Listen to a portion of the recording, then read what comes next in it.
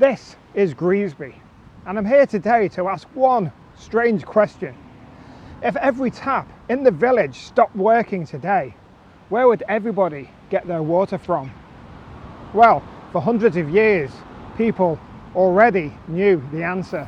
Greasby isn't just another Wirral village. Archaeological evidence suggests people were living here thousands of years ago, making this one of the oldest continuously inhabited places on the Wirral. People were living around Greasby well before many of Britain's famous landmarks were even thought of.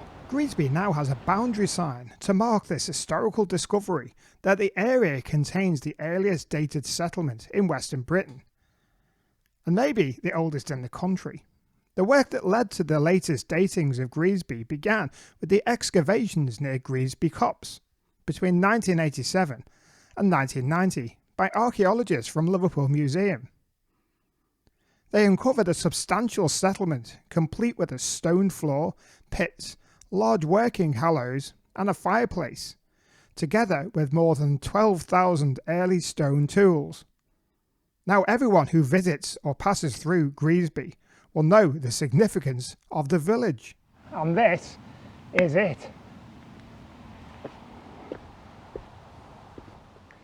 For generations, this was Greasby's water supply and the surrounding area, but today it doesn't actually work.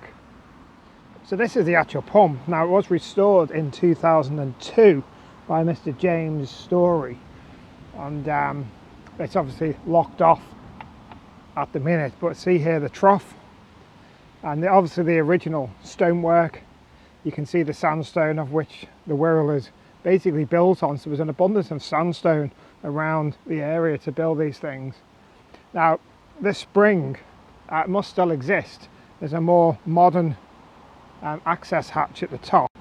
Now there's that hatch here, may give better access to the spring itself. Must still be there, but probably deemed not as safe to drink nowadays. Now I know with a lot of plants and grass around here, it does get overgrown quite frequently, and I do know that it's been recently cleared out and made very accessible again, and a great job that they've done too. Now imagine this, no taps in your house.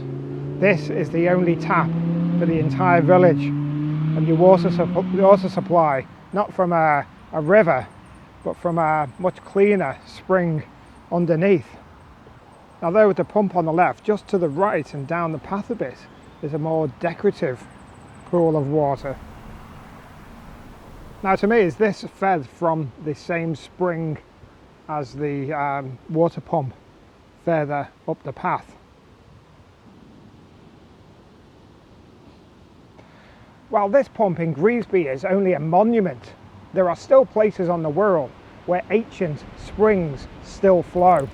Restored in 1975 but has records going back to the early 1600s, Hampston's Well in Burton near Neston is one such active spring.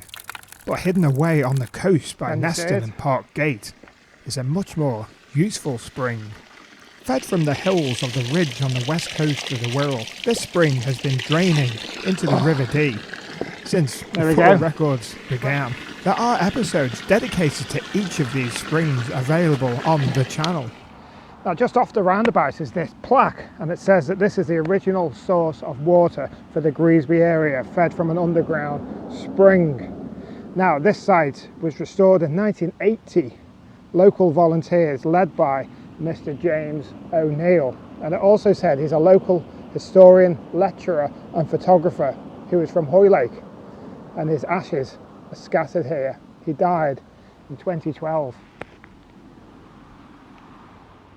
Now we can see the spring on this old map from the 1800s. Now the roundabout is behind us at the minute, but on the map there is no roundabout, but the actual road is that path which is on the side of it. So that spring and that pump would have been available actually at the side of the road.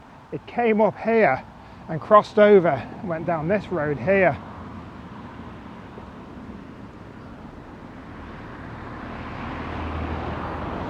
So back to our friend Harold Hops. Mr. Harold Hops, who's done paintings all over the peninsula. We've featured him before. Now this one's from 1903 and shows the pump lane, and you clearly see the pump in the foreground there. So the roundabout would have been to the right, just about where the third brown cow is, and the road of course curves round, we were just showing you, and ends up near the Greasby Dunning, what's there now in the middle of Greasby Village.